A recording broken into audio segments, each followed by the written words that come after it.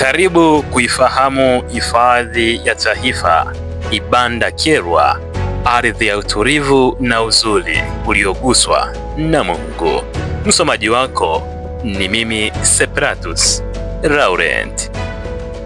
Kaskazini magharibi mwa Tanzania, kwenye mpaka wa Kagera na nchi ya Rwanda, kuna paradiso iliyosahaulika na ulimwengu, mahali ambapo asili inazungumza kwa upole na kila upepo una sauti ya amani. Hii ndiyo hifadhi ya taifa Ibanda Kyerwa. Hapa kila siku inaanza kwa mandhari ya kuvutia. Jua linapopiga miale yake juu ya vilima vya kijani na wanyama wa porini wanapotoka makazi yao kuanza siku mpya ya uhuru. Hifadhi hii ni miongoni mwa vivutio vipya zaidi vya Tanzania, lakini uzuri wake ni wa kale, wa kupendeza na wa kipekee kwa mgeni yeyote anayetafuta utulivu, upweke na maajabu ya asili. Tembea na macho yako yafunguke kwa uzuri wa ajabu.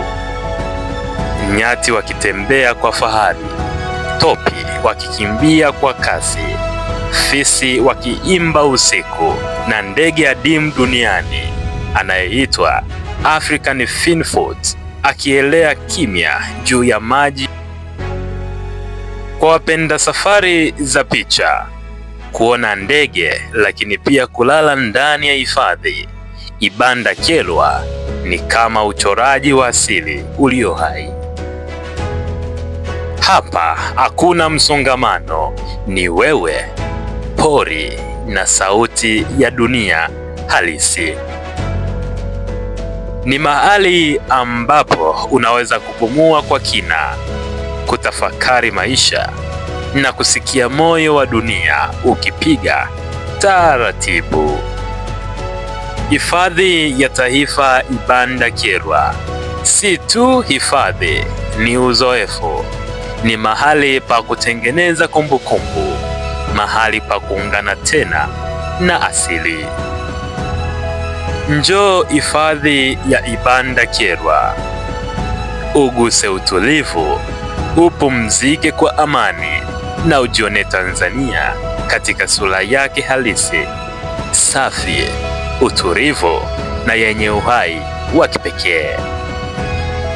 Karibu Kagera, karibu Tanzania, karibu hifadhi ya taifa Ibanda Kyerwa, mahali ambapo asili haimwi bali huishi.